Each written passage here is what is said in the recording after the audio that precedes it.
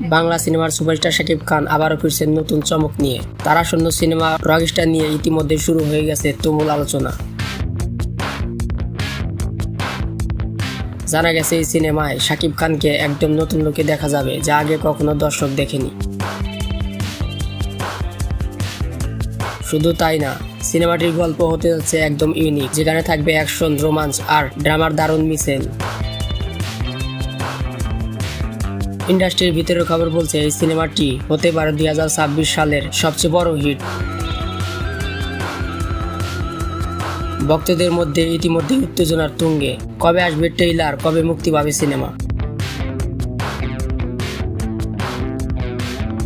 আপনি কি শাকিব খানের রকস্টার সিনেমার জন্য এক্সাইটেড? কমেন্টে জানাতে ভুলবেন না। আর এমন আপডেট পেতে চ্যানেলটি সাবস্ক্রাইব করে পাশে থাকবেন। ধন্যবাদ।